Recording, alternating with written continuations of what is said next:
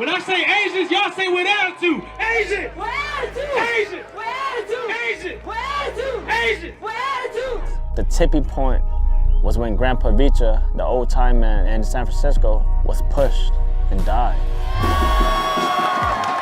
Imagine if it was your dad, your grandma, your grandpa. When grandmas get attacked!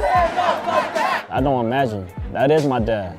Grandpa Vicha is my grandpa. Stop Asian hate! Stop Asian hate! Asians with attitudes is exactly what it says. Asians who have attitude. We're pretty unapologetic. We are who we are. Asian with attitude, we out here now, baby. And when people ask me why I do this, I'm gonna say like this, because I give a fuck.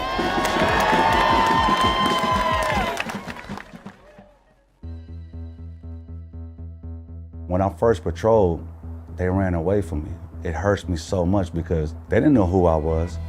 This lady ran for her life and it hurts my heart because I'm trying to protect you. Jimmy Boone Pensy, nicknamed JB, is a truck driver from San Jose, California. Another dude got beat up on a damn train, got choked out, nobody did shit. I don't care what race it was, nobody did shit.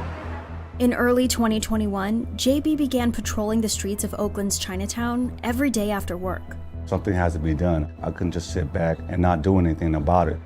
He puts in around 30 hours a week and named his patrol after a social movement called Asians with Attitudes, AWA for short. I've been doing this since February 4th by myself, and I got the whole team with me. Like, we're really on the street walking, so we try to spread the word to come join us because the people need you, you know? Since then, the group has expanded to about 20 people. Hey, be safe out there, bro. For sure. Since the start of the pandemic, attacks against Asian Americans have been on the rise. And San Francisco, Oakland, and San Jose have been hotspots for attacks where Asians make up the largest minority group. Oakland alone recorded at least 20 incidents across 2 weeks in February of 2021. Feeling they've been left to fend for themselves, several community-based vigilante patrol groups have formed. But AWA is the only group who patrols into the evening. What I do is I walk around and make sure all the stores are closed safe. I won't leave until every single store is closed. We offer rides. We walked into the bus stop or escort. Okay, bye-bye. Everybody in my crew has a 9 to 5. It's all volunteer. I've been out here since 2 o'clock.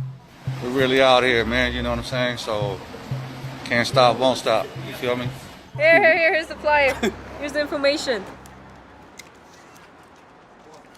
I try to be the lubricant between the community and AWA because a lot of them are Laotian and Cambodian and they don't speak Chinese. But as soon as I talk to these shop owners or whoever and I'm like, oh, they're here to help, immediately their eyes light up. Like, oh my God, really? That's great.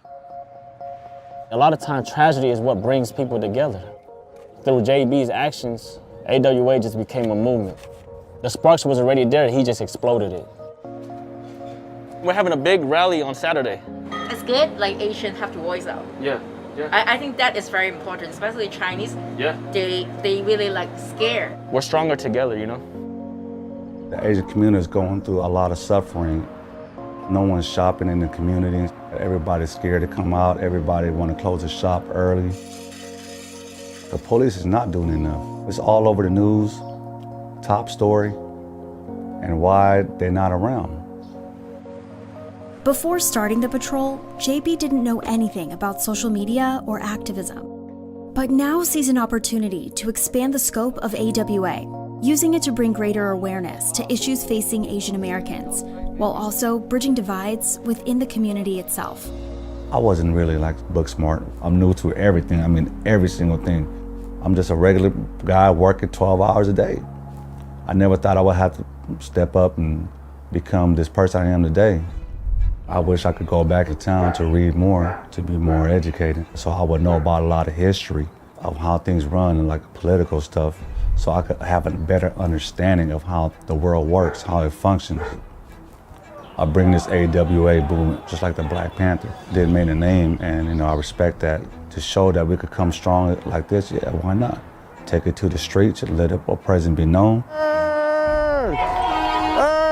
Take it to the White House and be known. A voice has to be known. I can't just sit back and not do anything. This is the time. I believe for the Asian community, Bruce Lee was like, in a sense, our hero growing up, you know? You don't see too many Asian stuff in football teams, basketball teams. Defeat is a state of mind. No one is ever defeated until defeat has been accepted as a reality. Bruce Lee. Doesn't that kind of play a part with everything that's going on? With all these hate crimes? That's why I stand up. That's why I choose to stand up and never sit down. I was born and raised in the east side of San Jose, California. That's the side where it's filled with poverty, crime, you know, violence. I was introduced to the gang life by choice. I got arrested at the age of 17, and I did about 8.5 years incarcerated. I went to prison. Kevin says he was drawn to the gang life for a feeling of acceptance, a feeling he says was difficult for him to find at school. Growing up, we didn't see history about us in the books. If you ask me what I knew about Cambodia or our culture, all I knew was the colors of the flag, and I knew that Angelina Jolie loves our country. She really does. She went over there and adopted a few babies. I didn't have Cambodian role models until I went to prison. While in prison, Kevin studied Asian American history and learned about his own Cambodian roots. Hello, mommy. How you doing? I just was amazed by how much I didn't know. Knowing my history helped spark the change in me because I started to learn where I came from. I felt so fucking bad. Had I known what my parents had already went through, I probably wouldn't have done the things I've done. As long as I'm Asian, no one will ever give up on this fight against hatred and racism and ignorance. So donuts, man. Many businesses in Chinatown have welcomed the presence of AWA. Some Chinatown business leaders believe that robberies and break-ins have been reduced, but some community members aren't as sure. Kevin says AWA members have gotten hate mail and death threats. AWA is a movement, it's not a gang. You know the vibe, Chinese, Vietnamese, Cambodian, Asians with attitude, baby. We were the first ones out there in the field that says enough is enough.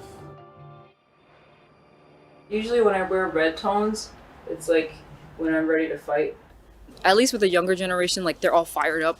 We can start teaching them more of our own history, because that's when you start to see the patterns of how systemic racism happens, how narratives are. The public image of Asian Americans has passed through various stages in U.S. history as politics and the economy have changed. In the mid-1800s, immigrants from Europe and Asia were perceived as a serious economic threat to white Americans, especially in California. Asians were portrayed as inferior and threatening. By the 1960s, though, the myth of the model minority began to take hold. Asians started to be glorified as industrious, law-abiding, and obliging, which permeates still today. But the model minority myth allowed society to ignore the struggles and barriers many Asians face. 喂，爹哋點啊？你今日係咪休息啊？定喺鋪頭啊？休息，今日禮拜五，有咩事？哦係喎，啊我猛咁諗住今日禮拜六、禮拜日。哎呀，都唔掛住爹哋嘅。掛住，而家咪 call 你咯。你喺鋪頭啊？忙唔忙啊？ My dad's been attacked, my uncle's been attacked, like I've been verbally assaulted. It's been happening for a long time. Ask anybody, any immigrant from New York, anybody from San Francisco. Bye-bye. Okay. I've seen so many times firsthand how America treats us different because of just the way we are. My dad is so strong. He came here with nothing and had to work so hard to be able to take care of his family. And to see somebody treat him like he's nothing, it's like, I know how America treats our people. Because I think we're always brushed aside. It's like we're constantly gaslit. Like, your issue isn't as bad. They throw the model minority shit, and I'm just like, what model minority? Have you been to Chinatown? Do you know how much of us are under the federal poverty line? The model minority myth is also the idea that non-white Americans can be academically and financially successful if they just work harder. When they say, oh, Asians are the top earners, blah, blah, I'm like, okay, but like, which Asians are you talking about? Like, I don't know any of those Asians. Experts argue that this myth is also used against Black Americans, dismissing systemic disenfranchisement and racism in favor of personal failings. In effect, if Black Americans only worked as hard as Asians, everything would be fine for them. Growing up in America, Jen says it was Black people who taught her the language of social justice. These are just the Asian American victims. From them, she found the answers to her feelings. First book I read where I was like, oh my God, this speaks to me, was Malcolm X's autobiography. It's like, eye-opener. Because of your indoctrination and brainwashing, you point the finger of scorn at us and tell the world that we're not ready for freedom. I could feel the gaslighting, America gaslighting me, but I didn't know the words of how I felt. But Black America is the one who taught us that, right? And they're the ones who taught us to look at ourselves as people, not just to look at myself through white people's eyes. We owe so much to Black folks. Yo, Jeff, do you have any feelings you want to talk about? What the fuck? Our parents, especially as immigrants, they come here with the mindset of stability. And that means eating a lot of shit. Our parents make the choices that they have to and do the things that they have to so that we can make the choices that we want and do the things that we want to. It's kind of like our parents feel like this country, they're guests here, but we feel like this country belongs to us. So that's why we have a seat at the table. Maybe it's just finally coming to a head because our generation, we're not going to keep quiet. If you're proud to be Asian, make some motherfucking noise. One of the things that we're fighting for is for Asian American studies in K through 12. It's white supremacy that drives us apart. Nice. I don't know, it's just a lot. I'm just really nervous. Up here from Seattle, man. Oh, there. You're inspirational. Hell yeah. Stop! Hey! AWA hosted their first rally on April 3rd, drawing a crowd of hundreds, including members from Los Angeles, New York, and Seattle. AWA, are you guys ready? That's what I'm talking about. Empower! Empower! Women! As Asians in America, our parents, our women, we've been through hell and back. Fuck that shit. We're not keeping our head down anymore. That's right! I'm Chinese. But we got our Laotian and Cambodians out here. I'm not swole like these guys are, but they make my heart swole. It's AWA, Asians with attitudes, but we Asians with affections too. G.